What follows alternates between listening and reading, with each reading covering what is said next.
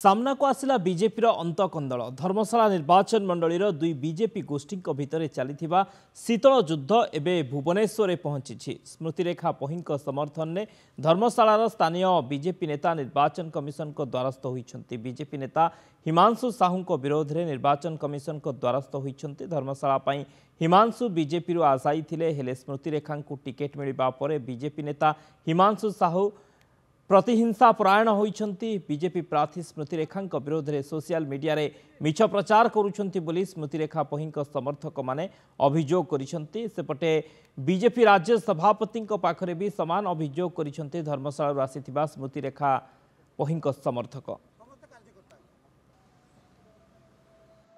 आज आम आसीलु ये कमिशनर सार को देखा करने जो धमक चमक देवा एवं केतबले आमे जो कर्मी माने रहीचु आम उपर भी मरणोत्तर आक्रमण बारंबार करुच्ची। गत काली बारबाटी ठारे मध्य प्राय तार पिला माने सेठी विराट गंडगोल करिकी धर्मशाला थाना प्राय 100 रु ऊर्ध्व पिला तार भी काली बेल रे जाइछंती। पीआर बंड उपर जाइछंती बेल धर्मशाला आईआईसी तांको छाड़ीछंती एवं काली रे भी गोटे दृष्टांतमूलक होउची पदक्षेप से माने काली थाना रे पसिथिले मध्य।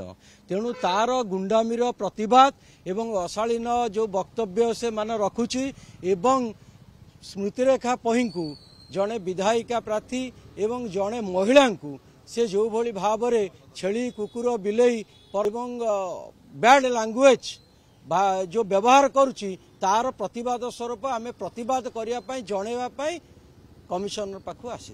प्रतिदिन आज्ञा 2-4 फेक वीडियो धर्मशाला अंचल बुले धर्मशाला नेत्री को सबु प्रकार इवन मारिबा को धमक दि जाउची एवं खोला खोली भाव में निर्वाचन आचरण विधि उल्लंघन होतुआरु धर्मशालार बीजेपी कार्यकर्ता माने आज आसी निर्वाचन आयोगंकर दृष्टि आनिलु। निर्वाचन आयोग आमको प्रतिश्रुति देइछंती खूब शीघ्र तदंत करी कार्यानुष्ठान नेबे।